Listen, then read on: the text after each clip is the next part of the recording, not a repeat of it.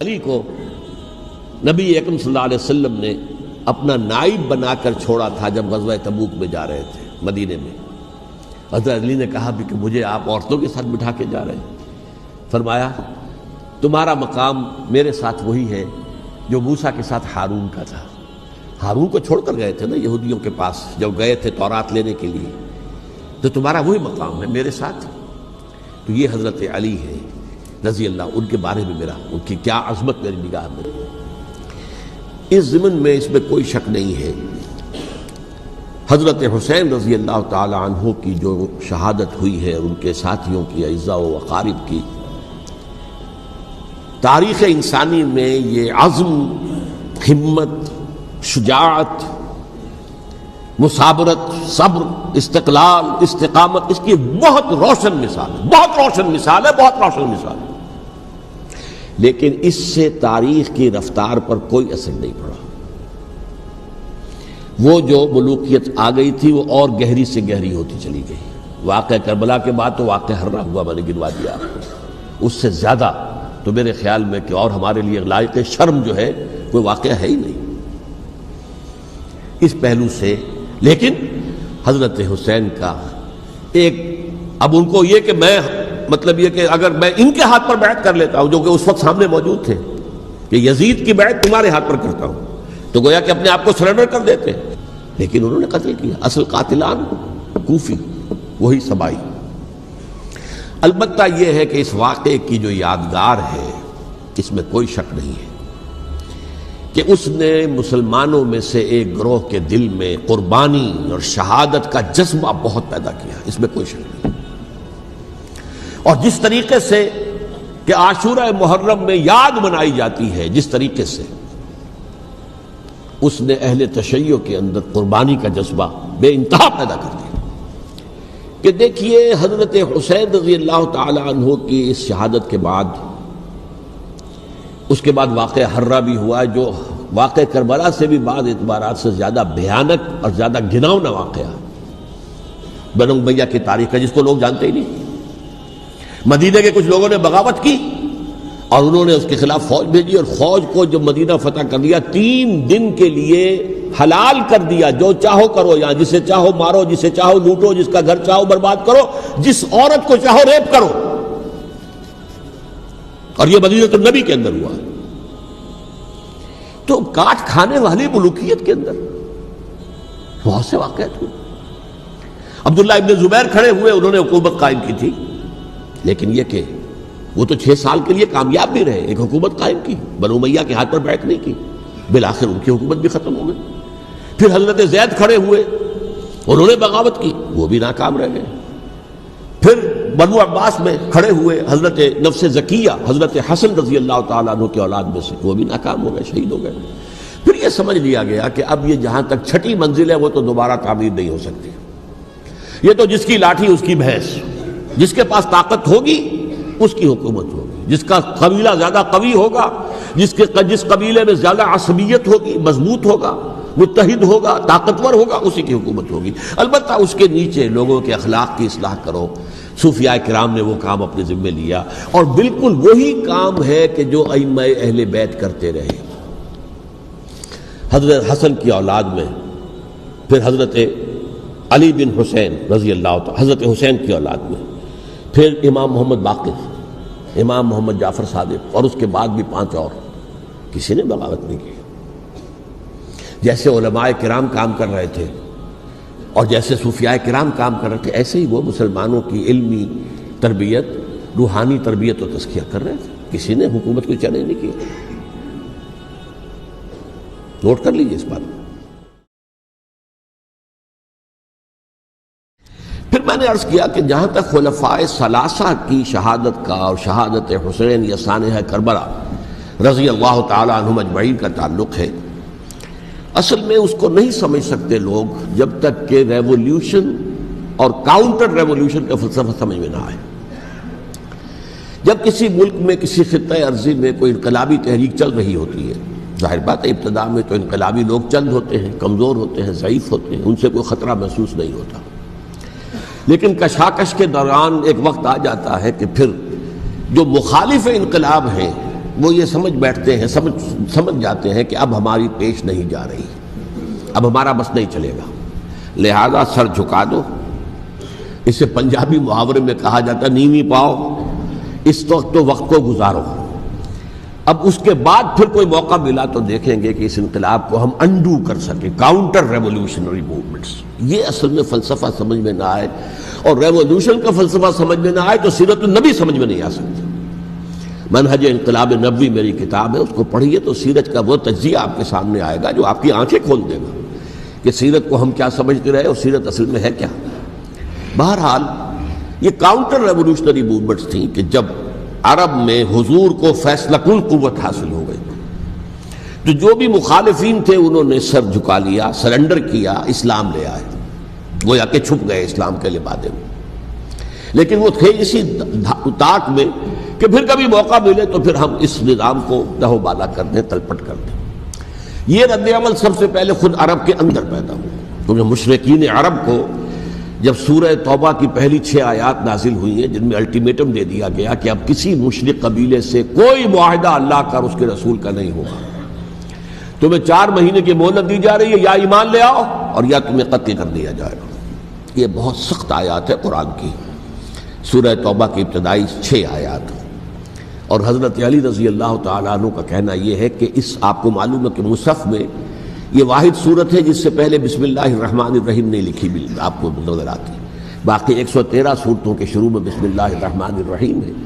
تو کیا وجہ ہے یہاں کیوں نہیں ہے؟ حضرت علی کا فرمانا ہے کہ یہ صورت تو تلوار ہاتھ میں لے کر اتری ہے، اور بسم اللہ الرحمن الرحیم میں اللہ تعالیٰ کے 2 اسماء ہیں، الرحمن الرحیم، تو یہ گویا کہ اس سے متضاد صورتحال ہے کہ اب تمہارے لیے آخری موقع ہے، یا ایمان لے آؤ اور یا قتل کر دیے جاؤ۔ اس میں ایک تیسری گنجائش خود بخود نکلتی تھی، یا یہ ملک چھوڑ کر چلے جاؤ، اور ایسا بہت سے لوگوں نے کیا بھی، لیکن اکثر لوگوں نے گردن جھکائی۔ لیکن رد عمل ظاہر ہوا، ایک تو مرتدین کھڑے ہو گئے جنہوں نے نئی نبوتوں کو مان لیا، ایک مانعین زکوٰۃ کھڑے ہو گئے کہ ہم زکوٰۃ تمہیں نہیں دیں گے۔ یہ رد عمل تھا مشرک عرب کا، مشرکین عرب کا۔ اور حضرت ابو بکر رضی اللہ تعالیٰ عنہ کے دفتر فضائل کا یہ بڑا اہم باب ہے، ود این آئرن فسٹ، حالانکہ وہ بہت رقیق القلب، کمزور، نحیف الجثہ انسان تھے، لیکن یہ کہ عظیمت کوہ ہمالا جو ہے ان کے اندر ظاہر ہوئی ہے، ود این آئرن فسٹ انہوں نے ان ساری جو رد عمل کی جو تحریکیں تھیں انہیں کچل کر رکھ دیا، اور پھر پورے عرب کو گویا کہ اثر نو اس میں اسلام کے نظام کو کنسولیڈیٹ کر کے حضرت عمر کے حوالے کر دیا رضی اللہ تعالیٰ عنہ۔ حضرت عمر کے زمانے میں جو جنگیں ہوئیں اس میں سلطنت روما جو ہے، جو اس وقت کی 2 سپر پاورز تھیں، سلطنت روما، قیصر روم، ہرقلیس، ہرقل تھا اس وقت کا جو رومی جو قیصر روم تھا، حکمران تھا، شہنشاہ تھا، اور دوسری طرف ایرانی مملکت تھی، خسرو پرویز تھا۔ لیکن یہ کہ عیسائیت کے ساتھ اسلام کا اس طرح کا تصادم نہیں ہوا تھا حضور کے زمانے میں، بلکہ نجاشی رحمۃ اللہ علیہ نے تو مسلمانوں کو پناہ دی تھی۔ مقوقس پیٹریارک جو تھے اس کے الیگزینڈریا کے، انہوں نے حضور کے جو نامہ مبارک گیا تھا اس کا بہت اکرام کیا، تکریم کی، تحفے بھیجے حضور کی خدمت میں۔ ہرقل نے بھی کوشش کی تھی کسی طریقے سے، جیسے کوئی 250 برس پہلے یا 300 برس پہلے، 300 برس پہلے جیسے کانسٹنٹائن جو ایمپرر تھا روم کا، اس نے عیسائیت قبول کی تھی اور ساری سلطنت عیسائی ہو گئی تھی، لہذا اس کی سلطنت باقی رہی، اس کی حکومت باقی رہی۔ اسی طرح ہم سب مسلمان ہو جائیں، لیکن اس میں وہ ناکام ہو گیا۔ لیکن یہ کہ کوئی اس نے کنفرنٹیشن نہیں کی حضور سے۔ البتہ ایران کا معاملہ یہ تھا کہ اس کے پرخ چڑھ گئے، اس نے حضور کے نامہ مبارک کو چاک کیا تھا، حضور نے فرمایا جب اطلاع ملی کہ اس نے اپنی سلطنت کو چاک کر دیا ہے، اس کے ٹکڑے کر دیے۔ بہرحال وہاں رد عمل شدید تھا، اور ایرانی جان لیجئے کہ ان کے اندر بہت سٹرانگ نیشنلزم ہے، آج بھی ہے سٹرانگ نیشنلزم، لہذا ان کے ہاں رد عمل شدید تھا۔ ان کی تو سلطنت ختم ہو گئی، نسیہ منسیہ ہو گئی، وجود ہی نہیں رہا۔ لہذا وہاں سے جو کاؤنٹر ریولوشن شروع ہوا ہے وہ پھر ہرمزان جو ایک بہت بڑا جرنیل تھا، اس نے بڑی عیاری کے ساتھ اپنی جان بچائی تھی۔ یہ بڑا دلچسپ واقعہ ہے کہ وہ یعنی کنڈمڈ تھا اسلامی حکومت کی طرف سے، خلافت کی طرف سے، کہ وہ جہاں بھی پایا جائے اس کو قتل کرنا ہے۔ حضرت عمر کی عدالت میں لا کے پیش کیا گیا۔ حضرت عمر نے کہا یہ واجب القتل ہے، قتل کر دو اس کو۔ اس نے کہا اچھا مجھے ذرا پانی پلا دیجیے۔ حضرت عمر نے فرمایا ٹھیک ہے بھائی پانی لاؤ، پانی دے دو۔ پانی کا کٹورا کہنے لگا مجھے پہلے ضمانت دیجیے کہ جب تک میں یہ پانی نہ پی لوں مجھے قتل نہیں کیا جائے گا۔ ہاں ہاں ہمارا وعدہ ہے۔ اس نے وہ کٹورا پھینک دیا پانی کا، کرو مجھے قتل کیسے کرو گے، میں نے وہ پانی تو نہیں پیا۔ اس سے اپنے آپ کو بچایا اس نے۔ بہرحال آپ اختلاف کر سکتے ہیں کہ حضرت عمر کو اس عذر کو قبول نہیں کرنا چاہیے تھا، لیکن بہرحال ان کی اپنی مروت اور شرافت تھی کہ اپنے وعدے کا پاس کیا۔ اس کی سازش سے ابو لولو فیروز اس نے حضرت عمر کو شہید کیا۔ یہ گویا کہ دوسری کاؤنٹر ریولوشنری موومنٹ تھی۔ انہوں نے یہ سمجھا تھا کہ یہ ساری چکی جو چل رہی ہے، جیسے چکی کی ایک کلی ہوتی ہے، وہ کلی جگہ سے ہٹ جائے تو چکی کیسے چلے گی؟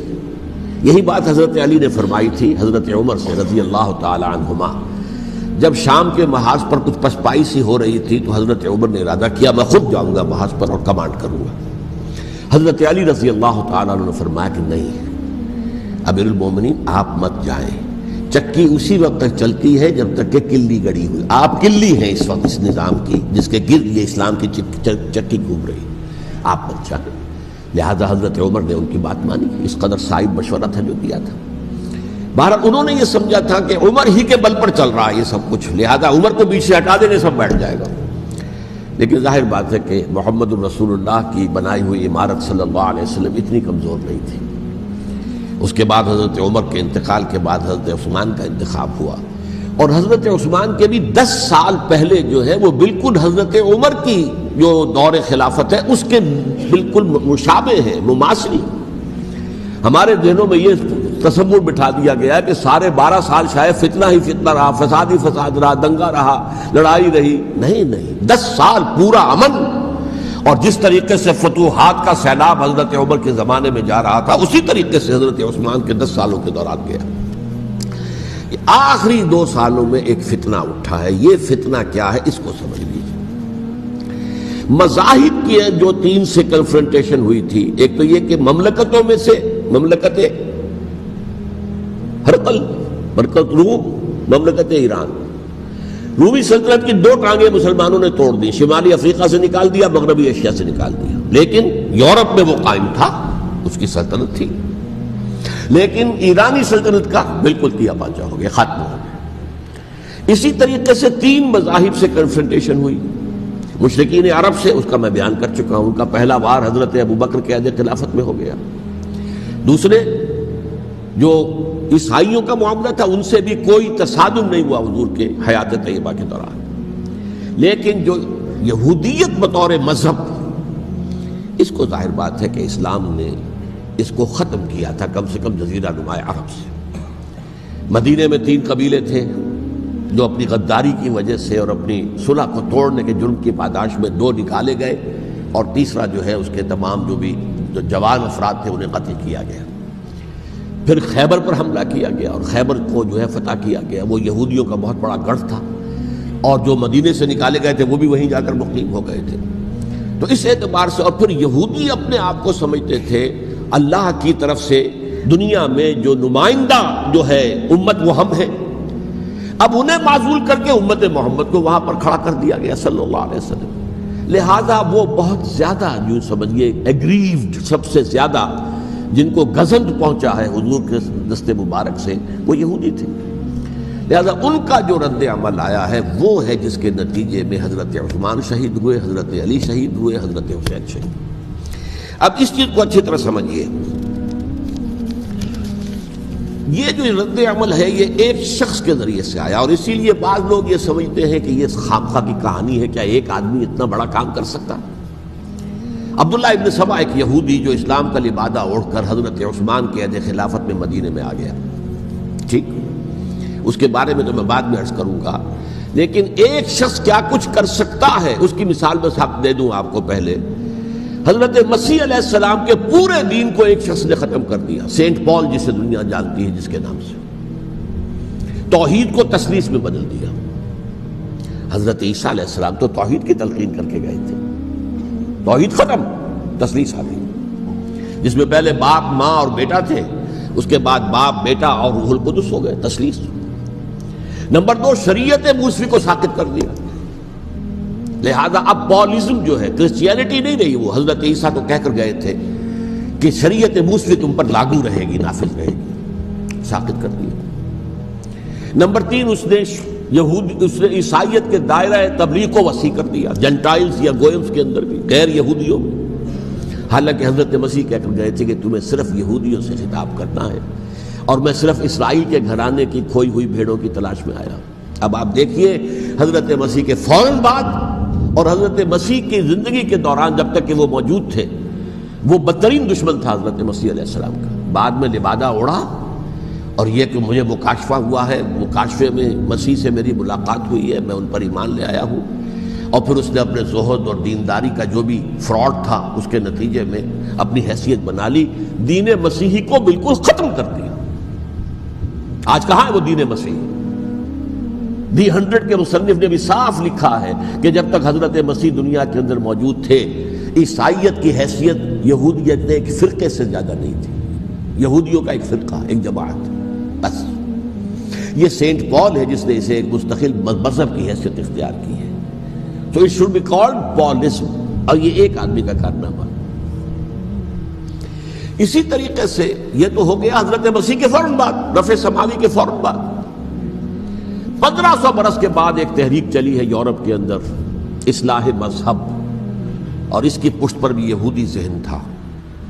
یہودی ذہن نے عیسائیت کو 2 حصوں میں تقسیم کر دیا، کیتھولک اینڈ پروٹیسٹنٹس، اور پروٹیسٹنٹس کو اپنا اعلی کار بنایا۔ یہ ایک علیحدہ مضمون ہے جس پر میں تفصیل میں نہیں جانا چاہتا، میری کتاب بھی موجود ہے اس موضوع پر، سابقہ اور موجودہ مسلمان امتوں کا ماضی، حال و مستقبل، اس میں میں نے تفصیل بیان کی۔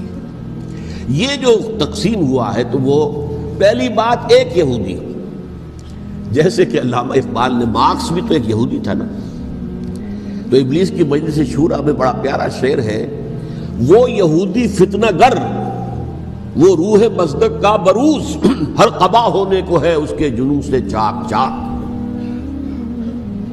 یہ ایک یہودی فتنہ گر مارکس نے وہ تصور دنیا کو دیا جس نے عظیم انقلاب برپا کیا روس کے اندر، بولشوک ریولوشن، اور جو پھر آدھی دنیا تک پھیل گیا۔ آج سے 50 سال پہلے امریکہ کانپتا تھا، روس کے سامنے کھڑا ہوا کانپ رہا تھا، اس لیے کہ روس سائنٹیفک ترقی میں امریکہ سے بہت آگے تھا، اس کے ایسٹروناٹس پہلے گئے ہیں خلا کے اندر، امریکہ تو بہت پیچھے تھا۔ بہرحال اس نے جس طریقے سے USSR کا خاتمہ کرایا ہے وہ ایک علیحدہ بات ہے، میں اس وقت اس طرف نہیں جانا چاہتا، لیکن جان لیجئے کہ وہ ایک شخص کا کارنامہ، وہ یہودی فتنہ گر، وہ روح مصدق کا بروز، ہر قبا ہونے کو ہے اس کے جنوں سے تار تار۔ اسی طرح وہ عبداللہ ابن سبا، یہودی فتنہ گر۔ آج اہل تشیع میں سے بعض حضرات کہتے ہیں کہ یہ عبداللہ ابن سبا یہ تو افسانوی شخصیت ہے، اس کی حقیقت کوئی تھی ہی نہیں، حالانکہ ان کی اپنی کتاب میں رجال کشی کے اندر اس کا ذکر موجود ہے، اور یہ بھی موجود ہے کہ حضرت علی رضی اللہ تعالیٰ عنہ نے اپنے عہد خلافت میں اسے زندہ جلوایا ہے۔ اس کی وجہ کیا تھی؟ یہ آیا مدینے کے اندر اسلام کا لبادہ اوڑھ کر، اس نے چند عقیدوں کی اشاعت شروع کی۔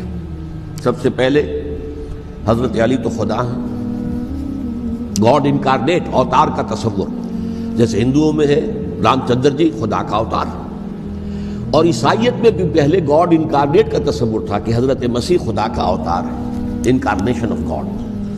تو اس نے کہا کہ حضرت علی تو خدا کا اوتار ہے، خدا ہے۔ نمبر 2، اس نے کہا کہ ہر نبی کا ایک وصی ہوتا ہے جس کے حق میں وہ وصیت کرتا ہے، تو حضور صلی اللہ علیہ وسلم کے وصی حضرت علی ہیں، لہذا خلیفہ تو اول روز سے حضرت علی ہیں، حضرت ابو بکر، حضرت عمر، حضرت عثمان، یہ تو غاصب ہے، اور حضرت عثمان کی خلافت تھی اس وقت تو خاص طور پر۔ پھر اس نے جو قبائلی عصبیت تھی اسے بھڑکایا۔ پرانی جو عصبیت چل رہی تھی قریش کے اندر، وہ 2 گھرانے ایک دوسرے کے مد مقابل تھے۔ دیکھیے، ایک ہوتا ہے قبیلہ، ایک ہوتا ہے گھرانہ۔ ہمارے پنجاب میں ایک قبیلہ ہے وٹو قبیلہ، اس کے گھرانے بہت سے، مانے کے، لالے کے، فجے کے، شامت کے، یعنی کوئی لالا تھا ان میں سے بڑا، ان کے بیٹے ہو گئے لالے کے، ان کی اولاد، خاندان یہ کہلاتے ہیں، قبیلہ ایک، یہ وٹو قبیلہ۔ تو قبیلہ تھا قریش، اس میں گھرانے بہت تھے، بنو ہاشم، بنو امیہ، بنو تیم، بنو عدی، یہ بہت سے گھرانے تھے۔ تو چوٹی کے دو گھرانے جو تھے وہ بنو ہاشم اور بنو امیہ، ان کے درمیان چپقلش تھی، مقابلہ، مسابقت، اور یہ مسابقت فی الخیر بھی ہوتی تھی۔ اگر انہوں نے غریبوں کو کھانے کھلائے ہیں تو ہم ان سے بڑھ کر کھلائیں گے، اگر وہ حاجیوں کی خدمت کرتے ہیں تو ہم ان سے بڑھ کر کریں گے۔ تو ان کے اندر یہ مسابقت فی الخیر بھی تھی، لیکن چپقلش تھی کہ کوئی ہم سے آگے نہ نکل جائے، وہ سمجھتا تھا وہ آگے نہ نکل جائے۔ پر اس شخص نے اس پرانی عصبیت کو تازہ کیا کہ حضور تو بنو ہاشم میں سے تھے، لہذا خلافت حق ہے بنو ہاشم کا، یہ غاصب ہے۔ اس سے پہلے دو خلفاء جو تھے وہ نہ بنو ہاشم سے تھے نہ بنو امیہ سے تھے۔ حضرت ابوبکر بنو تیم میں سے تھے، چھوٹا قبیلہ تھا۔ حضرت عمر بنی عدی میں سے تھے، وہ بھی چھوٹا قبیلہ تھا۔ یہ حضرت عثمان پہلے خلیفہ جو بنو امیہ میں سے تھے، جن کی پرانی چپقلش بنو ہاشم سے تھی۔ اب اس کو موقع مل گیا کہ پرانی قبائلی عصبیت کو بھڑکائے۔ یہ ہے اصل میں اس فتنے کا پس منظر عبداللہ ابن سبا نے جو آ کر پھیلایا ہے، اور اس کی تفصیل میں اس وقت میں نہیں جا سکتا، کیسے یہ فتنہ پروان چڑھا، کیا انہوں نے اسٹریٹجی اختیار کی کہ یہ کیا کرتے تھے، گروہ بنا کر بھیجتے تھے لوگوں کو، کوفے میں جاؤ تو وہاں پر دمشق کے گورنر کے خلاف اور مصر کے گورنر کے خلاف الزامات لگاؤ، اس نے یہ کیا، وہ غبن کر گیا، وہ یہ کر گیا، وہ خیانت کر رہا ہے، وہ رشتہ داروں کو پال رہا ہے، اور عثمان کے خلاف بھی تقریریں کرو رضی اللہ تعالی عنہ۔ دمشق میں جاؤ تو کوفے کے گورنر کے خلاف، کیونکہ دمشق کے گورنر کے خلاف بات کرو گے تو لوگوں کو معلوم ہوگا کہ یہ جھوٹ بول رہے ہیں، لیکن یہ کہ وہاں تو تم بات کرو کوفے کے گورنر کے خلاف اور مصر کے گورنر کے خلاف اور حضرت عثمان کے خلاف۔ مصر میں جاؤ تو بات کرو کوفے کے اور شام کے گورنر کے خلاف اور حضرت عثمان کے خلاف۔ یہ انہوں نے ایسا اٹھایا، اور اس زمانے میں آپ کو معلوم ہے ذرائع رسل و رسائل تھے نہیں، نہ اس فتنے کی پتہ چل سکا جب تک کہ وہ فتنہ جو ہے پوری طرح برگ و بار لا کر تراور درخت نہیں بن گیا۔ اس کے نتیجے میں حضرت عثمان رضی اللہ تعالی عنہ شہید ہوئے، اور خلیفہ پھر حضرت علی رضی اللہ تعالی عنہ کو انہی سوائیوں نے، جنہوں نے گھیراؤ کیا تھا، جنہوں نے حضرت عثمان کو شہید کیا ہے، یہی حضرت علی رضی اللہ تعالیٰ عنہ کے ارد گرد ہوئے۔ اور حضرت علی رضی اللہ تعالیٰ عنہ بھی نہیں چاہتے تھے خلافت کی بیعت لینا، لیکن آخر کیا کرتے؟ کیا وہ امت کو بغیر خلیفہ کے چھوڑ دیتے؟ حضرت زبیر سے کہا گیا، انہوں نے نہیں مانا، رد کر دی بات۔ حضرت طلحہ سے کہا گیا، انہوں نے نہیں مانا۔ حضرت علی سے کہا گیا، اب عشرہ مبشرہ میں سے یہی تو تھے نا، لہذا انہوں نے تسلیم کر لیا، خلافت ہو گئی۔ لیکن اس کے بعد جو خانہ جنگی ہوئی ہے، اس خانہ جنگی کے نتیجے میں نوٹ کر لیجئے کہ 1,00,000 کے قریب مسلمان ایک دوسرے کی تلواروں اور نیزوں اور برچھیوں اور تیروں سے ختم ہو گئے، ہلاک ہو گئے۔ یہ ہماری تاریخ کا تاریک ترین باب ہے۔ 5 سال، 4.5 سال حضرت علی کی خلافت کے، اور 6 مہینے حضرت حسن کی خلافت کے رضی اللہ تعالی عنہ۔ اس سے کیا ہوا کہ ایک طرف تو اسلام کی جو توسیع ہو رہی تھی، تھمتا نہ تھا کسی سے سیل رواں ہمارا، وہ سیلاب رک گیا، انٹرنل سیبوٹاج ہو گئی نا، اب تو اندر ہی آپس ہی میں اگر دست و گریبان ہو گئے تو باہر اب کیا توسیع کرتے ہیں، وہ توسیع کا عمل رک گیا۔ اور یوں سمجھیے کہ جیسے ٹرک اگر کبھی چل رہا ہو، بھرا ہوا ہو، لوڈڈ، اور وہ چڑھائی چڑھ رہا ہو، تو اگر کہیں موشن ٹوٹ جائے، ٹرک کو رکنا پڑے، تو ڈرائیور کے جان پر بن جاتی ہے، اس لیے کہ اس کو دوبارہ سٹارٹ کرنا، اور جبکہ وہ چڑھائی پر ہے، انکلائن پر ہے، آسان کام نہیں ہوتا، خطرہ ہوتا ہے وہ پیچھے جو ہے وہ نہ جائے۔ اور پہاڑی علاقوں میں آپ کو معلوم ہے ذرا پیچھے چلے جانے کا مطلب جو ہے بہت خطرناک جو ہے نتیجہ نکل سکتا ہے۔ بہرحال حضرت علی رضی اللہ تعالیٰ عنہ نے اپنے خلافت میں ایک کام یہ کیا، اب اس کی کیا مصلحتیں تھیں یہ تو انہی کے علم میں ہوگا، ہم قیاس کر سکتے ہیں، میں اس میں نہیں جانا چاہتا۔ ابھی تک خلافت کا مرکز تھا مدینہ منورہ، حضرت ابوبکر، حضرت عمر، حضرت عثمان، وہیں جہاں حضور صلی اللہ علیہ وسلم رہے تھے اور جہاں پر کہ حضور مدفون تھے۔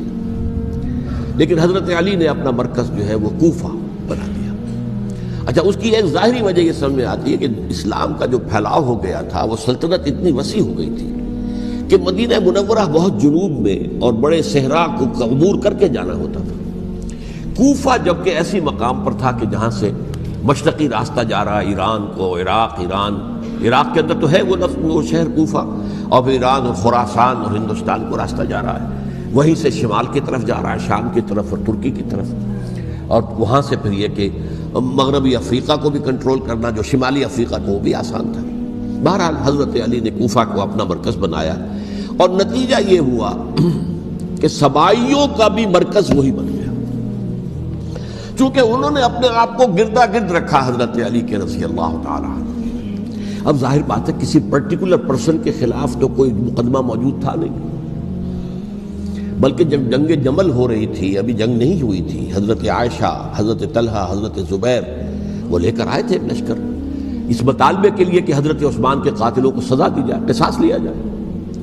حضرت علی رضی اللہ تعالیٰ عنہ سے گفت و شنید ہو رہی تھی، حضرت علی جو ہے اس پر آمادہ ہو گئے کہ ٹھیک ہے، میں جو بھی قاتلین عثمان ہیں ان کو گرفتار کر کے سزا دوں گا۔ این اسی وقت کوفے کی مسجد کے اندر جو ہے 10,000 کا مجمع کھڑا ہو گیا، ہم سب قاتل عثمان ہیں، لو ہم سے بدلہ کہاں سے لوگے؟ اور انہوں نے کیا کیا، جاتے ہی جنگ چھیڑ دی، اور جب چھڑ جائے تو یا مرو یا مارو، اس کے علاوہ تو کوئی چارہ کار ہوتا ہی نہیں۔ ایک رات میں 10,000 مسلمان شہید ہوئے، جن میں 2 عشرہ مبشرہ میں سے حضرت زبیر اور حضرت طلحہ رضی اللہ تعالیٰ۔ تو یہ صورت تھی، سبائیوں نے گھیراؤ کیا حضرت علی کا رضی اللہ تعالیٰ۔ حضرت معاویہ دعوے دار نہیں تھے خلافت کے، قطعاً نہیں، ان کا صرف ایک دعویٰ تھا، اور وہ یہ تھا کہ عثمان کے قاتلوں کو گرفتار کرو، یا خود سزا دو یا ہمارے حوالے کرو، ہم اس سے قصاص لیں گے۔ اس لیے کہ قبیلہ بنو امیہ کا تھا، اور حضرت ابی معاویہ بنو امیہ میں سے، تو ایک خاندانی طور پر جو ہے ہم قصاص لیں گے ان سے جنہوں نے قتل کیا ہے حضرت عثمان کو۔ لیکن یہاں ظاہر بات ہے کہ حضرت علی رضی اللہ تعالیٰ عنہ کی طرف سے مطالبہ یہ ہوتا تھا، تم پہلے میری بیعت کرو، میرے ہاتھ مضبوط کرو تاکہ میں ان کے خلاف کوئی اقدام کر سکوں۔ لیکن انہیں یہ اندازہ تھا کہ اگر میں نے بیعت کی تو ظاہر بات ہے کہ حضرت علی تک پہنچنے سے پہلے مجھے گردن اڑا دیں گے یہ لوگ، اس لیے کہ سبائی جو ہے وہ آپ کو گھیرے ہوئے۔ بہرحال ایک عجیب الجھاؤ، ایک ڈائلیما تھا جس کی وجہ سے یہ جنگ چلتی رہی، اور حضرت علی رضی اللہ تعالیٰ عنہ کو انہی کے شیعان علی ہی کے اندر سے وہ جماعت علیحدہ ہوئی تھی جس کو ہم خوارج کے نام سے جانتے ہیں، اور ایک خارجی ملجم ابن ملجم ہی نے حضرت علی کو شہید کیا رضی اللہ تعالیٰ عنہ۔ پھر حضرت حسن رضی اللہ تعالیٰ عنہ، اب دیکھیے کس قدر صحیح بات تھی جو حضرت علی رضی اللہ تعالیٰ عنہ نے فرمائی جب ان سے کہا گیا کہ کیا ہم آپ کے بیٹے حسن کے ہاتھ پر بیعت کر لیں رضی اللہ تعالیٰ عنہ۔ فرمایا نہ میں تمہیں اس کا حکم دیتا ہوں نہ میں اس سے روکتا ہوں، یہ تمہارا معاملہ ہے، امرہم شورا بینہم، تم اپنے باہمی مشورے سے جو فیصلہ کرو گے ٹھیک ہے، میں نہ حکم دیتا ہوں نہ روکتا ہوں۔ اس کا کیا مطلب ہے؟ باپ کے بعد بیٹے کی خلافت ہرگز حرام نہیں ہے، ورنہ کہتے کیسے ہو سکتا میرا بیٹا؟ نہیں، یہ نہیں کہا آپ نے۔ حضرت عمر سے بھی کہا گیا تھا کہ اپنے بیٹے کو نامزد کر دیں، عبداللہ ابن عمر کو، تو انہوں نے جواب میں کیا کہا؟ اسے تو طلاق دینی بھی نہیں آتی۔ انہوں نے اپنی کسی زوجہ کو طلاق دی تھی، اور اس میں جو صحیح ترین طریقہ ہے وہ اختیار نہیں کیا تھا، انہیں طلاق دینے تک نہیں آتی تو میں اسے خلیفہ بنا دوں۔ یہ نہیں کہا تھا کہ باپ کے بعد بیٹا خلیفہ نہیں ہو سکتا، یہ تو نہیں تھا، کہیں حرام نہیں ہے، نہ کتاب و سنت میں، نہ کوئی حدیث ہے، نہ کہیں قرآن مجید میں۔ تو حضرت علی نے بھی فرمایا رضی اللہ تعالیٰ، نہ میں روکتا ہوں نہ حکم دیتا ہوں، یہ تمہارا اپنا معاملہ ہے۔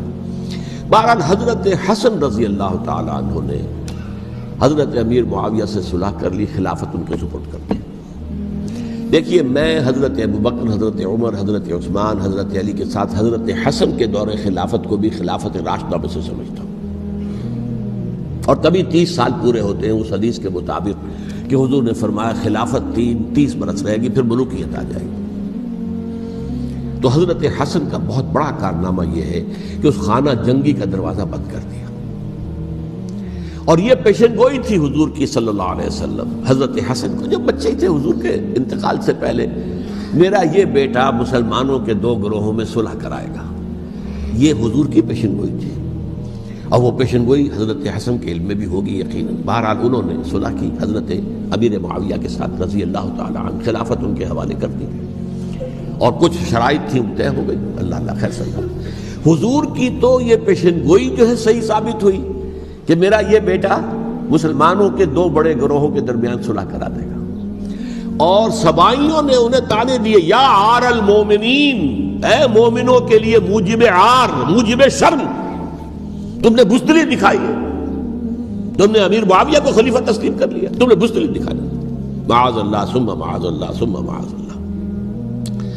اب میں کچھ باتیں حضرت امیر معاویہ کے بارے میں کہنا چاہتا ہوں، اس لیے کہ وہاں اس میں میں نے حضرت معاویہ کے بارے میں یہ تو بہت شدت کے ساتھ کہا تھا، اور میں اب بھی اس پر قائم ہوں اور پوری طریقے سے قائم ہوں۔ میرا مستقل موقف یہی ہے کہ حضرت معاویہ رضی اللہ تعالیٰ عنہ کے دور خلافت کو ہم خلافت راشدہ میں شامل نہیں سمجھتے، اہل سنت میں سے کوئی بھی نہیں سمجھتا، لیکن اس کے ساتھ میں نے حضرت امیر معاویہ کے کچھ مناقب بھی بیان کیے تھے تاکہ پلڑا جو ہے ترازو کا اس کے دونوں پلڑے سامنے آ جائیں۔ لیکن یہ کہ وہ حصہ میرے اس بیان کا نکال دیا گیا، ختم کر دیا گیا، یہ میں نہیں جانتا کہ اس میں کیا مصلحت دیکھی گئی ہے۔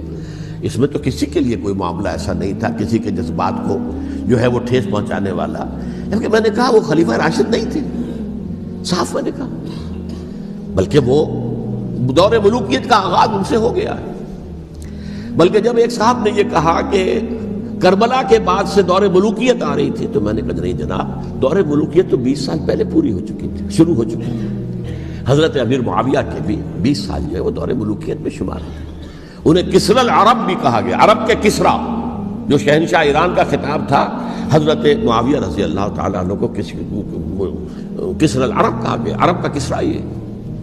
لیکن دوسری طرف یہ ہے کہ وہ صحابی رسول ہیں رضی اللہ تعالیٰ، حضور کے برادر نسبتی بھی ہیں، حضور کے سالے ہیں، ان کی ہمشیرہ ام حبیبہ حضور کی زوجہ محترمہ ہیں، ام المومنین ہیں، ام حبیبہ رضی اللہ تعالیٰ عنہ۔ پھر کس قدر معتمد علیہ تھے حضور کے کہ کاتبان وحی میں شامل تھے، وحی کی کتابت کرنے والے چند لوگ تھے جنہیں کہ حضور کہتے تھے کہ اب یہ آیت لکھ لو، ان میں سے ایک امیر معاویہ بھی رضی اللہ تعالیٰ۔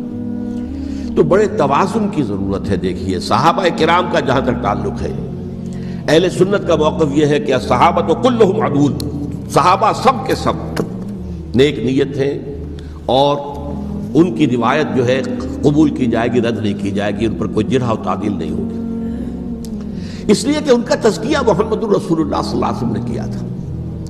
لہذا یہ تو ہو سکتا ہے کہ کسی صحابی سے کوئی خطا ہو جائے، لیکن وہ خطا اجتہادی ہوگی، نیت کی خطا نہیں ہوگی، نیت کی غلطی نہیں ہوگی۔ اگر کسی صحابی کی نیت پر حملہ کیا جائے تو یہ اصل میں طعن ہے، حملہ ہے حضور پر کہ وہ تربیت دے نہیں سکے اپنے ساتھیوں کو، معاذ اللہ ثم معاذ اللہ ثم معاذ اللہ، وہ تزکیہ کر ہی نہیں سکے۔ 3 جگہ جو قرآن میں آیا ہے یتلو علیہم آیاتہ ویزکیہم، تو کیا تزکیہ کیا؟ اگر ان کے قریب ترین ساتھی جو تھے، اگر ان کے اندر بھی بدنیتی تھی اور دنیا کی طلب تھی اور دنیا کے اندر اقتدار حاصل کرنے کا جذبہ تھا، تو پھر کیا تزکیہ کیا؟ معاذ اللہ ثم معاذ اللہ۔ لہذا صحابہ سب کے سب عدول ہیں، اور ان سے اختلاف ممکن ہے، لیکن ان کی نیت پر حملہ نہیں ہو سکتا۔ تو حضرت امیر معاویہ کی شخصیت ایک چیز ہے، آپ کا دور خلافت دوسری چیز ہے۔ شخصیت کے اعتبار سے صحابی رسول ہیں، برادر نسبتی ہیں حضور کے صلی اللہ علیہ وسلم، اور پھر یہ کہ اس قدر معتمد علیہ ہے صحابہ میں سے کہ وہ کاتبان وحی، یہ عام آدمی کے کرنے کا کام نہیں تھا جو وحی کی کتابت کرے، اللہ کے کلام کی۔ البتہ یہ ہے کہ جیسا کہ میں نے عرض کیا، ان کا دور خلافت راشدہ نہیں ہے، وہ ملوکیت کا دور ہے۔ یہ میں نے جیسا کہ عرض کیا، میں نے ایک صاحب نے جب یہ کہا کہ ملوکیت شروع ہو رہی تھی، میں نے کہا شروع نہیں ہو رہی تھی، ملوکیت تو 20 سال پہلے شروع ہو چکی تھی۔ اسی طریقے سے ایک صاحب نے کہا تھا اسلام کو قائم کرنے کے لیے حضرت حسین میدان میں آئے، میں نے کہا یہ بھی غلط ہے، اسلام تو 60 سال پہلے قائم ہو چکا تھا، نبی اکرم صلی اللہ علیہ وسلم کے دست مبارک سے اسلام قائم ہو گیا، جاء الحق وزهق الباطل ان الباطل کان زہوقا، پھر 30 برس تک وہ کامل شکل کے اندر قائم رہا۔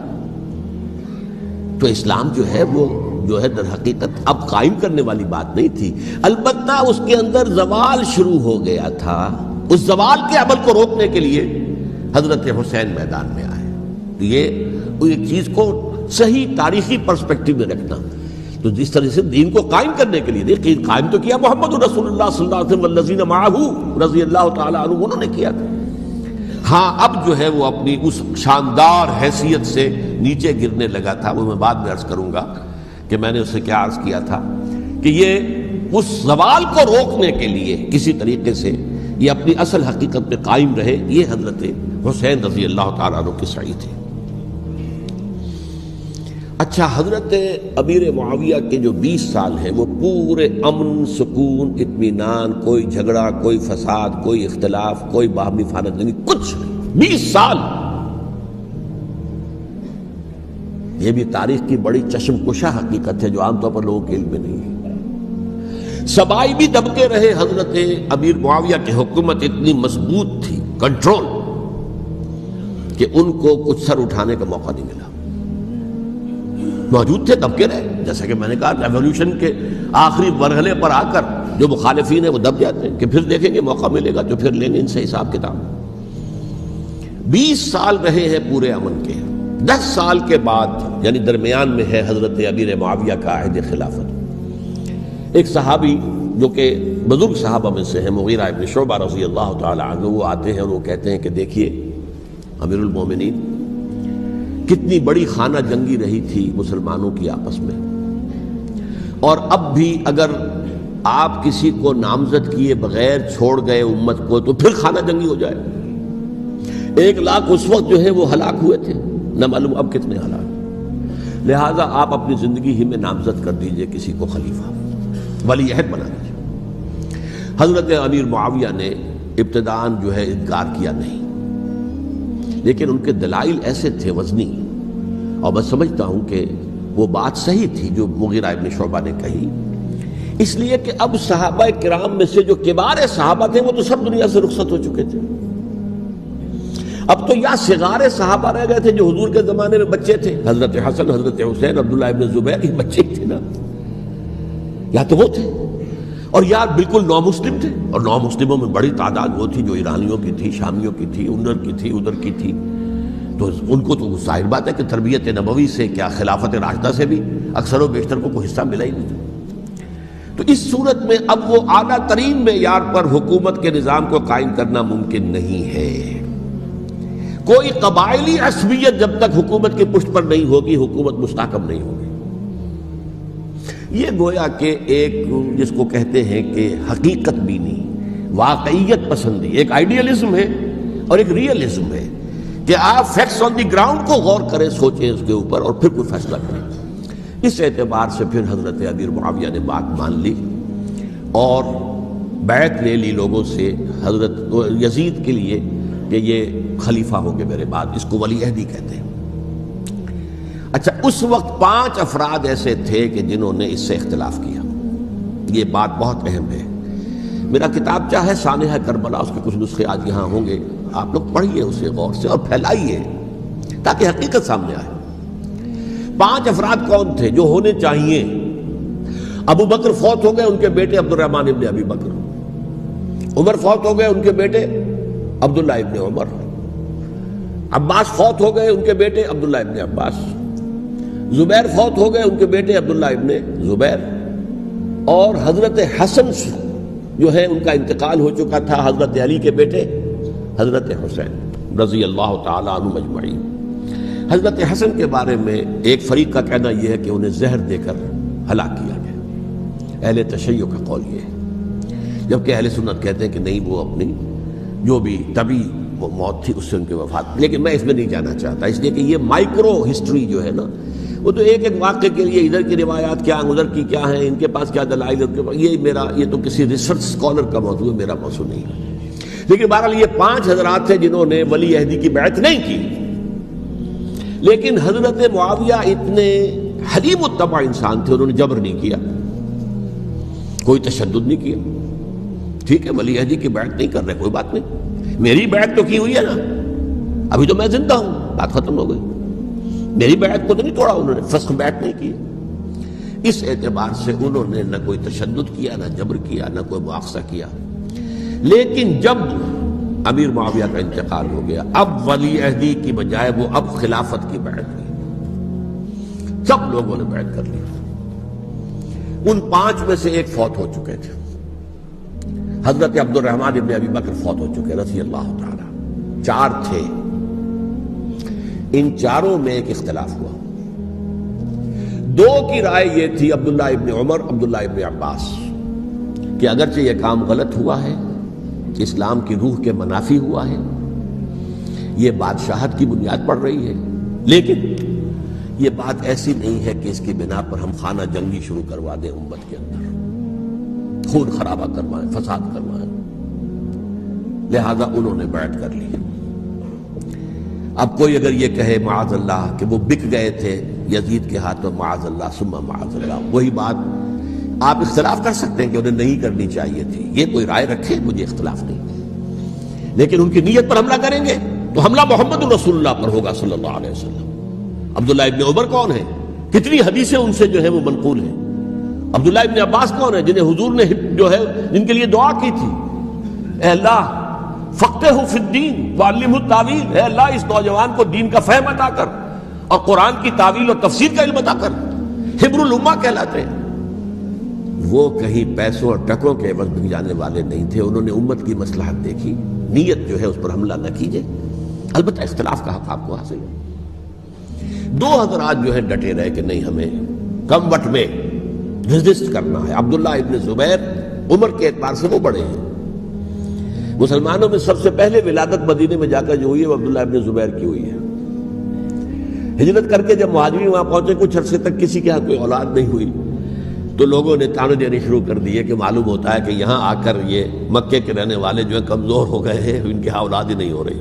پھر عبداللہ ابن زبیر کی ولادت ہوئی ہے، یہ حضرت ابو بکر کے نواسے ہیں، حضور کی زوجہ محترمہ حضرت عائشہ کی بہن، حضرت دیکھیے ابھی نام نکل گیا ہے جی، حضرت اسماء رضی اللہ تعالی عنہا عنہما، یہ ان کے ساتھ جاتے ہیں، حضرت زبیر کے بیٹے۔ ان کا فیصلہ ہوا کہ ہمیں ریزسٹ کرنا ہے کم وقت میں، ایٹ اینی کاسٹ۔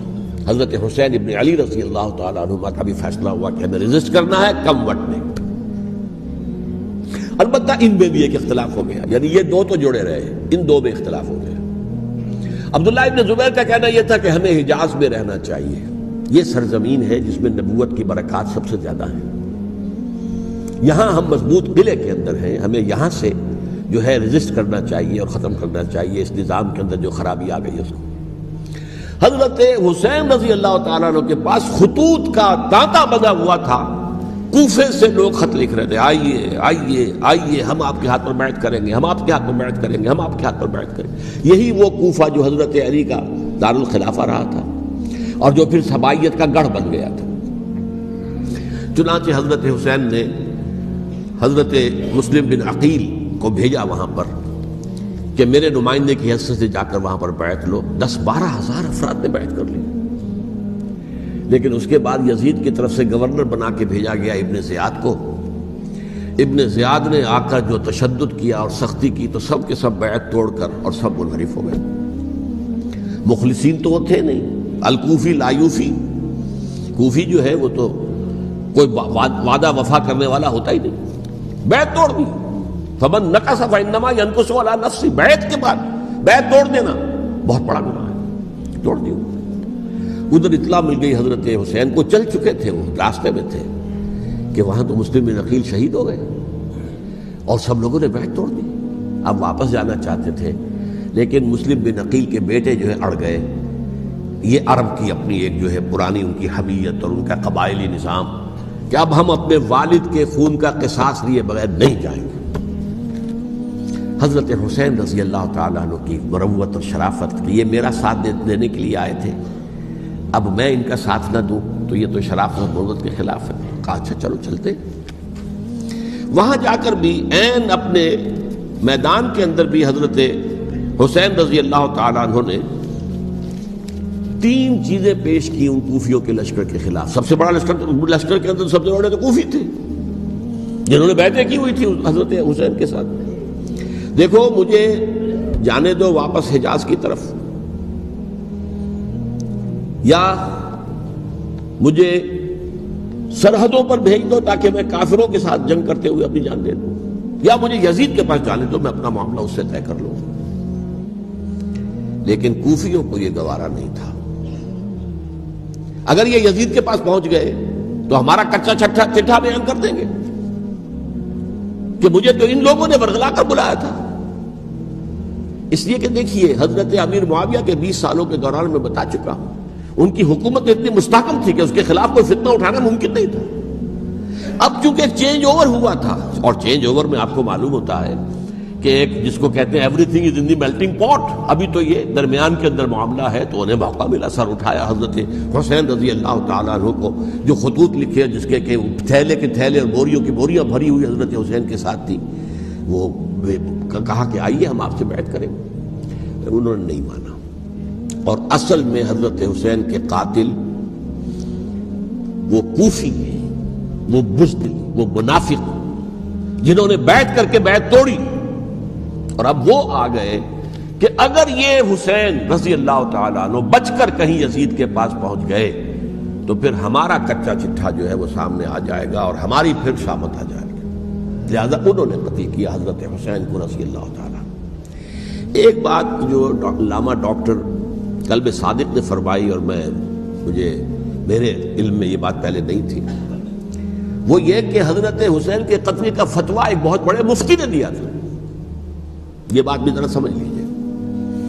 حضرت حسین رضی اللہ تعالیٰ عنہ کے قتل کا فتویٰ ایک بہت بڑے مفتی نے دیا تھا. کیوں دیا تھا؟ اس لیے کہ حضور کی احادیث موجود ہیں کہ جب ایک شخص کی ایک خلیفہ کی بیعت ہو جائے تو دوسرا اگر کھڑا ہو تو اسے قتل کر دو.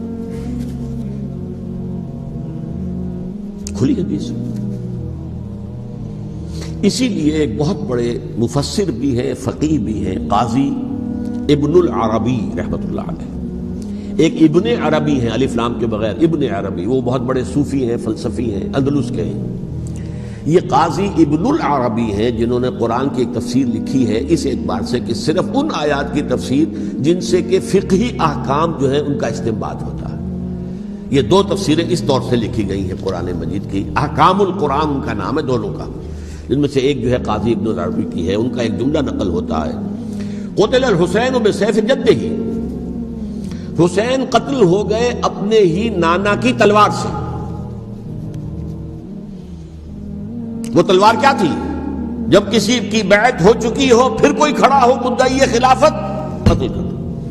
میرے نزدیک حضرت حسین مدعی خلافت نہیں تھے. یہ بات اس وقت سامنے لوگوں کے نہیں آئی، بلکہ حکومت نے یہ باور کرا دیا کہ یہ تو باغی ہے، یہ مدعی ہے خلافت کے. انہوں نے تو دعویٰ نہیں کیا خلافت کا، وہ تو صرف اس عمل کو روکنے کے لیے میدان میں آئے تھے. اور اس بات کو اچھی طرح سمجھ لیجئے کہ اس وقت تک یہ جو تصور آج ہمارے پاس ہے کہ ریاست علیحدہ ہے، حکومت علیحدہ ہے. State of Pakistan, we are loyal to the state of Pakistan. ہم ریاست پاکستان کے وفادار ہیں، گورنمنٹ آف پاکستان کے وفادار نہیں ہیں. We are not loyal to the government. Government تو کبھی بے نظیر کی تھی، ہم اس کے خلاف تحریک چلا رہے تھے، یا کبھی کسی اور کی تھی اس کے خلاف تحریک چل رہی ہے، یا کبھی ضیاء الحق کی تھی اس کے خلاف تحریک چل رہی ہے. گورنمنٹ کو بدلنا تو عوام کا حق ہے. آج اس وقت نہیں تھا. اس وقت ریاست اور حکومت کا کوئی فرق نہیں تھا. لہذا جو حکومت سے اختلاف کرے گویا کہ باغی ہے. یہ ہے اصل میں وہ پیچیدہ مسئلہ کہ کیوں کسی مفتی نے فتویٰ دے دیا.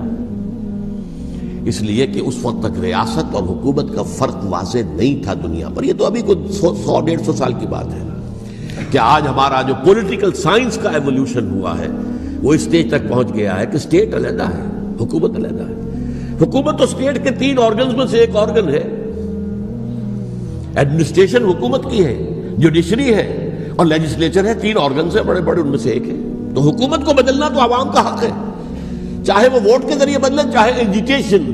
اگر پرامن ایجیٹیشن ہے اس سے حکومت کو بدلنے کا حق حاصل ہے دستوری طور پر ہر اعتبار سے. اس وقت یہ نہیں تھا. لہذا صورتحال یہ بن گئی کہ حکومت وقت نے باور کرا دیا مسلمانوں کو. ورنہ سوچئے نواسہ رسول کو قتل کرنا کوئی آسان کام تھا؟ آخر سب کلمہ گو تھے کہ نہیں تھے؟ کلمہ گو تو تھے نا، اور حضور سے عقیدت اور محبت میں کمی. لیکن یہ کہ فتویٰ اگر ایک بہت بڑے مفتی کا، جو کہ حضرت علامہ ڈاکٹر قلب صادق صاحب نے فرمایا، مجھے اس مفتی کا نام بھی معلوم نہیں، کہ ایک مفتی ہی کا فتویٰ تھا وہ، جس کے بنا پر اب ان لوگوں نے حضرت حسین کو قتل کیا. اور یہی وجہ ہے کہ انہوں نے پھر خیموں کو بھی آگ لگا دی. وائی حالانکہ دیکھیے اگر دشمنی کا انتقام ہوتا تو حضرت علی بن حسین جو بیمار تھے، جو بعد میں زین العابدین رحمت اللہ علیہ کے نام سے، پھر یہ اہل تشیع کے چوتھے امام معصوم ہیں، حضرت علی، حضرت حسن، حضرت حسین، اور پھر حضرت علی بن حسین زین العابدین رحمت اللہ علیہ، کیا ان کو بھی قتل کرتے تھے؟ حضرت حسین کی نسل ہی ختم ہو جاتی، لیکن نہیں کیا۔ آگ کیوں لگائی؟ آگ اس لیے لگائی کہ وہ جو ڈاکومنٹری پروف ہے ہماری غداری کا یزید کے خلاف حضرت حسین کو جو ہم نے دعوت دی، وہ جو ڈاکومنٹری پروف خطوط کی شکل میں موجود ہے وہ ختم ہو جائے، ڈسٹرائے ہو جائے۔ اس کے لیے انہوں نے خیموں میں آگ لگائی۔ بہرحال یہ ہے تاریخی پس منظر، یہ اسی سبائی فتنے کا تسلسل ہے جس نے سب سے پہلے حضرت عثمان کی جان لی رضی اللہ تعالیٰ عنہ۔ 5 سال تک مسلمانوں میں خانہ جنگی رکھی، حضرت علی کو پھر شہید کیا، اور اس کے بعد جو ہے 20 سال حضرت امیر معاویہ کے تو سر نہیں اٹھا سکے، لیکن پھر جب ایک چینج اوور ہو رہا تھا تو اس وقت انہوں نے موقع غنیمت سمجھا کہ اب کھڑے ہو جاؤ اور اب دوبارہ ایک فتنہ جو ہے اس کو امت کے اندر پیدا کر دو۔ اچھا، اس معاملے میں ایک بات جو میں نے وہاں کہی کہ ہمارے ہاں شاعرانہ جو مبالغہ آمیزی ہے، یہ میری گفتگو کا حصہ انہوں نے حذف کر دیا ہے، اور میں نے ایک سنی شاعر بہت بڑے عالم جن کے حوالے سے آج بھی میری تقریر ہوگی خالق جناح ہال میں، مولانا محمد علی جوہر کے ایک شعر کے حوالے سے کہا کہ قتل حسین اصل میں مرگ یزید ہے، اسلام زندہ ہوتا ہے ہر کربلا کے بعد۔ میں نے کہا بالکل محمل شعر ہے، اسلام مرا ہی نہیں تھا، زندہ ہونے کا کیا سوال؟ اور اگر کسی درجے میں مزمحل یا زخمی ہوا تھا تو وہ تو رہا، کربلا کے بعد بھی رہا، یزید کی حکومت بھی رہی، بنو امیہ کی حکومت بھی چلی، کوئی تبدیلی تو نہیں آئی۔ یہ کیا کہہ رہے ہیں؟ اسلام زندہ ہوتا ہے کربلا کے بعد؟ میں نے کہا اسلام مرا نہیں تھا۔ جیسے میں نے یہ کہا کہ ملوکیت جو ہے وہ اب شروع نہیں ہوئی، ملوکیت تو 20 برس پہلے شروع ہو چکی تھی حضرت امیر معاویہ کے، لیکن ظاہر بات ہے کہ حضرت حسن نے، حضرت حسین نے اس کو قبول کیا، اور حضرت حسین نے تو پھر 10 سال تک ولی عہدی جو تھی چاہے بیعت نہیں کی لیکن اس کے خلاف میدان میں آ کر چیلنج تو نہیں کیا۔ اس اعتبار سے یہ معاملہ جو ہے اسلام زندہ ہوتا ہے کربلا کے بعد، یہ بے تکی بات ہے۔ ہاں، حضرت شاہ اسماعیل شہید رحمۃ اللہ علیہ کی اگر میں تشبیہ کو، تمثیل کو سامنے رکھوں تو اسلام کی عمارت 6 منزلہ ہے، 6ٹھی منزل ٹاپ کی وہ گر گئی، 5 منزلیں انٹیکٹ تھیں، اسلام مرا نہیں تھا۔ عدالت میں شریعت کے مطابق فیصلے ہو رہے تھے، قاضی تھے، مفتی تھے، شریعت نافذ تھی، اسلام کہاں مرا تھا؟ جبکہ خود کہہ رہے ہیں علامہ کلب صادق کے ایک مفتی کے فتوے سے ہی حضرت حسین کو قتل کیا گیا۔ اب وہ مفتی کی رائے، اس کی بدنیتی ہو، جو بھی ہو، وہ جانے، اللہ جانے، لیکن عام مسلمان کیا کرے؟ اس پہلو سے اسلام مرا نہیں تھا۔ ہاں، ایک منزل گر گئی تھی، وہ گری رہی، 1000 برس تک گری رہی، یہاں تک کہ آ کر مغربی امپیریلزم نے اس کے گرایا، ملوکیت کا معاملہ ختم کیا، اور وہ جبرین ملوکیت دوسری آ گئی، ورنہ وہی بادشاہی چلی ہے۔ بلکہ دور بنو امیہ میں وہ بادشاہی پوری طرح اس نے بالوں پر نہیں نکالے تھے، اصل بالوں پر تو اس نے نکالے ہیں دور بنو عباس میں آ کر، اور پھر سلاطین جو ہے ترک، جو ترک خلفاء ہے، ان کا بھی بادشاہت تھی، اور کیا تھا، وہ خلافت تو نہیں تھی۔ تو یہ تو اسلام میں جو بھی نقص واقع ہو گیا تھا، کبھی واقع ہو گئی تھی، وہ جو کی تو برقرار رہی، اس کو بھی تسلیم کیا۔ میں اللہ کا شکر ادا کر کے کہتا ہوں کہ دونوں حضرات، دونوں شیعہ دانشور اور بڑی اعلیٰ سطح کے جو شیعہ عالم تھے، انہوں نے اس بات کو تسلیم کیا اور میری اس بات کو چیلنج نہیں کیا۔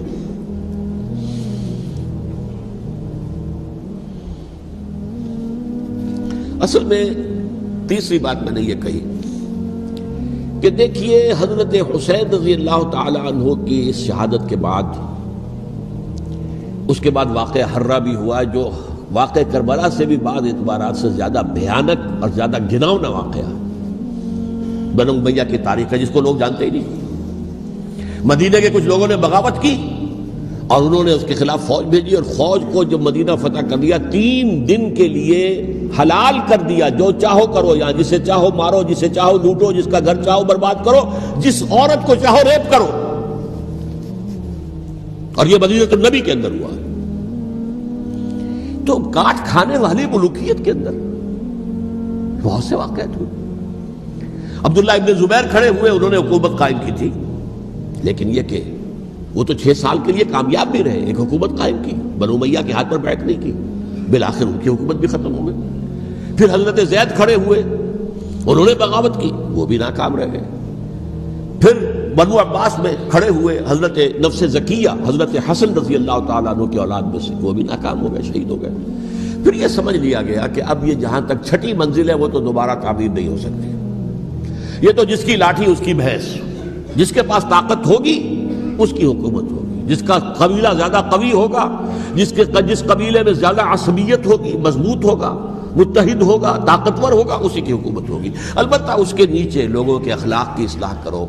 صوفیاء کرام نے وہ کام اپنے ذمے لیا، اور بالکل وہی کام ہے کہ جو ائمہ اہل بیت کرتے رہے۔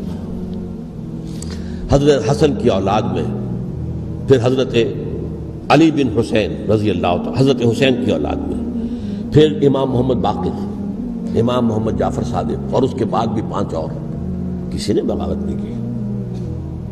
جیسے علماء کرام کام کر رہے تھے اور جیسے صوفیاء کرام کام کر رہے تھے، ایسے ہی وہ مسلمانوں کی علمی تربیت، روحانی تربیت و تزکیہ کر رہے تھے، کسی نے حکومت کو چیلنج نہیں کیا۔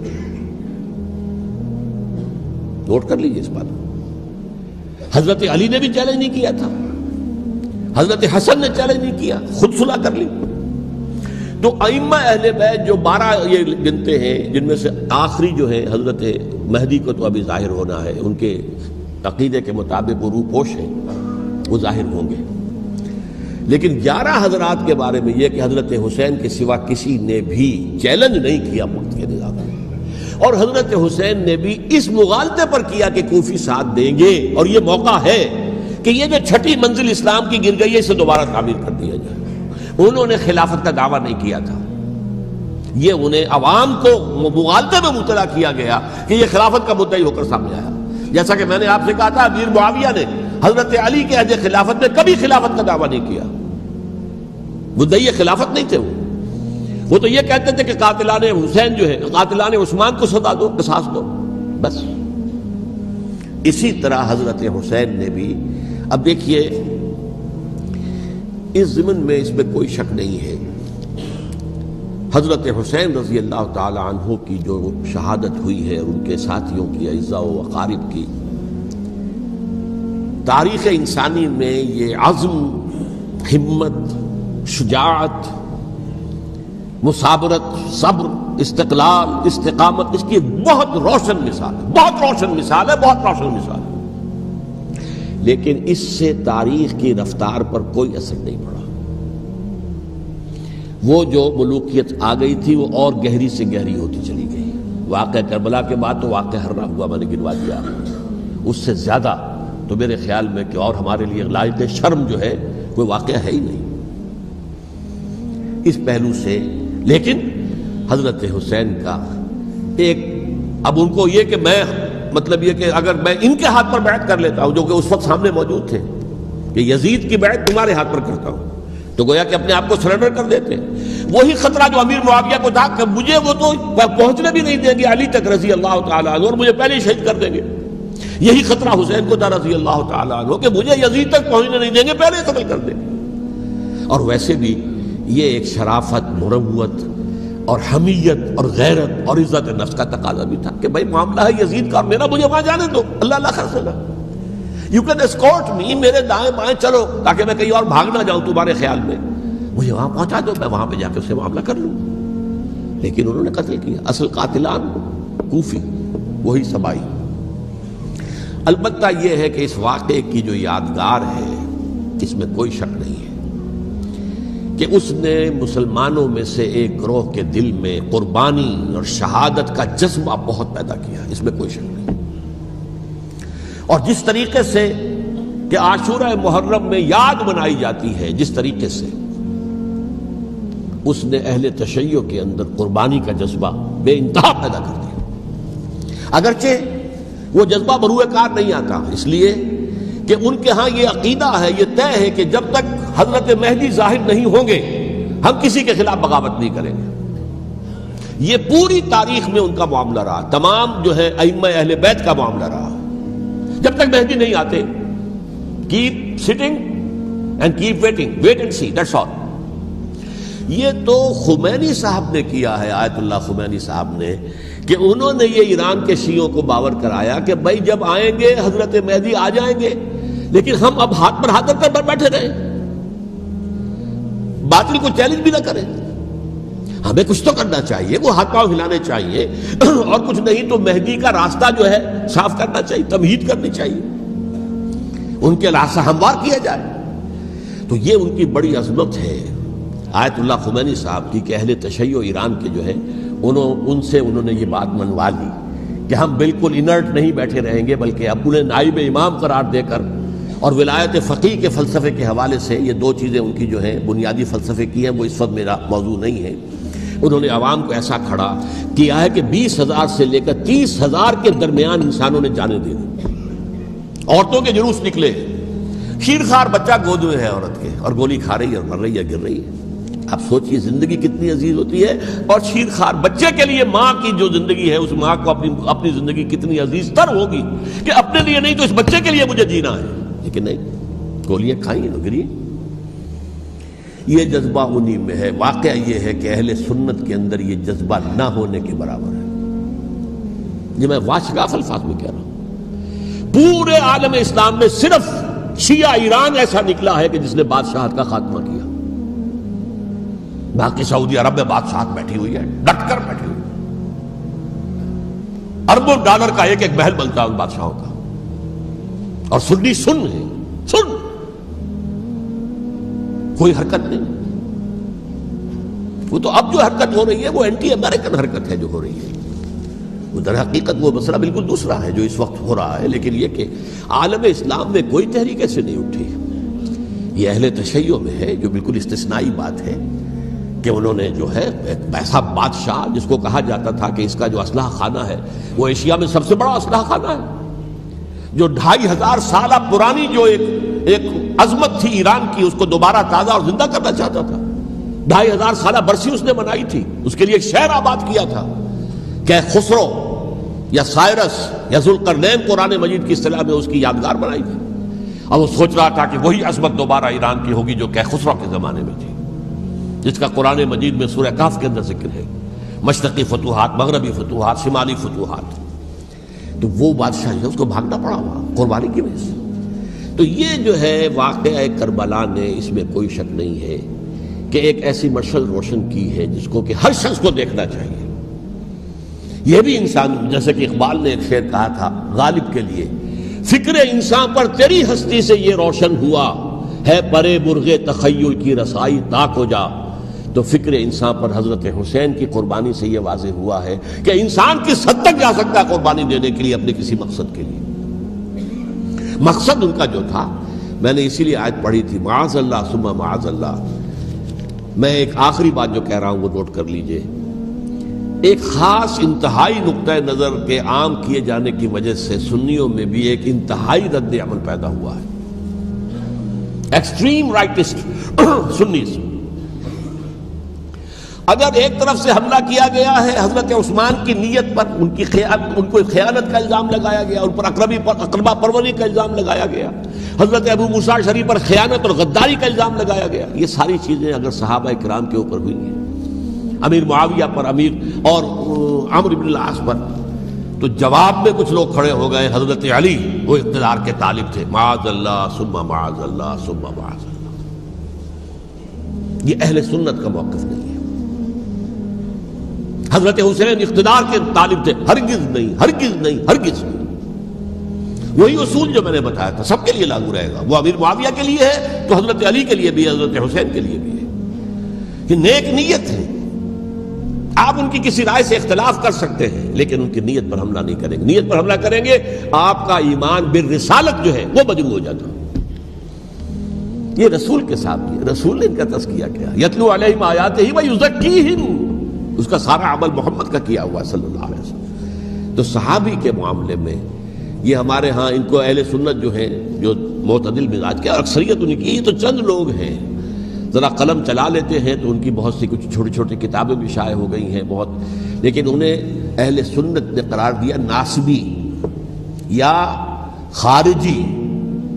جیسے خوارج نے کہا تھا حضرت علی بھی کافر ہیں اور حضرت امیر معاویہ بھی کافر ہیں، حضرت عمرو بن العاص بھی کافر ہیں، معاذ اللہ ثم معاذ اللہ۔ ایسے ہی کچھ لوگ حضرت حسین پر بھی الزام لگاتے ہیں کہ اقتدار کی ہوس اور طلب کے اندر انہوں نے یہ سارا سفر کیا تھا، اور بس یہ ہے کہ وہ جو بازی تھی وہ ہار گئے۔ اللہ اللہ خیر صلی اللہ، اس سے آگے کیا ہے معاملہ؟ نہیں، معاذ اللہ ثم معاذ اللہ۔ اسی لیے میں نے آیت آج جو پڑھی تھی ایک اور جو بہت بظاہر آپ کو معلوم ہوئی ہوگی، غیر متعلق ہے میرے آج کے عنوان سے، تلک الدار الآخرۃ نجعلھا للذین لا یریدون علوا فی الارض ولا فسادا۔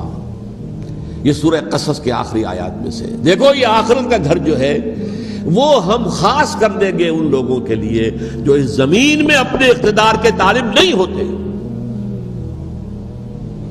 زمین میں اقتدار کے طالب ہوگے فساد ہو جائے گا، تم بھی طالب میں بھی طالب، جھگڑا ہوگا، لڑائی ہوگی، دنگا ہوگا، فساد ہوگا۔ تلک الدار الآخرۃ نجعلھا للذین لا یریدون علوا فی الارض ولا فسادا۔ جو لوگ زمین میں اپنے اقتدار کے طالب اور اس کے نتیجے میں فساد پیدا کرنے والے نہیں ہیں، ان کے لیے ہم نے آخرت کا گھر خاص کیا ہے۔ والعاقبۃ للمتقین، اور عاقبت جو ہے، انجام کار، آخرت جو ہے وہ تو متقیوں کے لیے ہے۔ اسی میں آئیں گے سب صحابہ کرام، خواہ وہ حضرت علی ہے رضی اللہ تعالیٰ عنہ، اور خواہ وہ حضرت امیر معاویہ ہیں، حضرت عثمان ہیں رضی اللہ تعالیٰ عنہما، خواہ حضرت حسن ہے، حضرت حسین ہے رضی اللہ تعالیٰ عنہما، خواہ عبداللہ ابن زبیر ہے، خواہ عبداللہ ابن عباس ہے، خواہ عبداللہ ابن عمر ہے رضی اللہ تعالیٰ عنہم اجمعین۔ اس اصول کو سامنے رکھ کر اختلاف آپ کر سکتے ہیں کسی سے بھی، لیکن کسی کی نیت پر حملہ کریں گے تو اصل میں آپ کا ایمان بالرسالت مجروح ہو جائے گا۔ علی کو نبی اکرم صلی اللہ علیہ وسلم نے اپنا نائب بنا کر چھوڑا تھا جب غزوہ تبوک میں جا رہے تھے مدینے میں۔ حضرت علی نے کہا بھی کہ مجھے آپ عورتوں کے ساتھ بٹھا کے جا رہے ہیں۔ فرمایا تمہارا مقام میرے ساتھ وہی ہے جو موسیٰ کے ساتھ ہارون کا تھا۔ ہارون کو چھوڑ کر گئے تھے نا یہودیوں کے پاس جب گئے تھے تورات لینے کے لیے، تو تمہارا وہی مقام ہے میرے ساتھ۔ تو یہ حضرت علی ہے رضی اللہ، ان کے بارے میں میرا، ان کی کیا عظمت میری نگاہ میں۔ تو یہ 3 کتابچے ہیں، مجھے نہیں معلوم تیسرا یہاں ہے یا نہیں ہے، بہرحال آپ لوگوں کو ریکمینڈ کر رہا ہوں کہ ان کا مطالعہ کریں۔ اب یہ کہ آخری بات یہ ہے کہ اصل ہمارے کرنے کا کام کیا ہے۔ دیکھیے کیوں نہیں کیا کسی نے بھی خروج کا معاملہ، وہ میں واضح کر چکا ہوں، بغاوت نہیں کی۔ کیوں؟ ایک تو ریاست اور حکومت میں فرق نہیں تھا، ذرا کھڑا ہو اور وہ باغی قرار پائیں گے، واجب القتل ہو جائیں گے، فتوے کی زد میں آ جائے، یہ معاملہ تھا۔ اور دوسرے یہ کہ عمارت پوری گری نہیں تھی، ایک منزل گری تھی نا۔ آج ہم کہاں کھڑے ہیں؟ پوری عمارت گری ہوئی ہے، نہ شرعی عدالتیں ہیں، نہ شرعی فیصلے ہیں، نہ احکام الہی نافذ ہے، نہ حدود اور قصاص کے معاملات ہیں، کچھ بھی نہیں۔ ہمارا فرض کیا ہے؟ حضرت حسین کی مدح کرتے رہیے، تعریف کرتے رہیے، صحابہ کرام کی مدح کرتے رہیے، مدح صحابہ، اس کے لیے مجلسیں قائم ہو رہی۔ بھائی کر کیا رہے ہو؟ تھے تو آبا وہ تمہارے ہی، مگر تم کیا ہو؟ ہاتھ پر ہاتھ دھرے منتظر فردا ہو۔ تلک امۃ قد خلت لہا ما کسبت ولکم ما کسبتم۔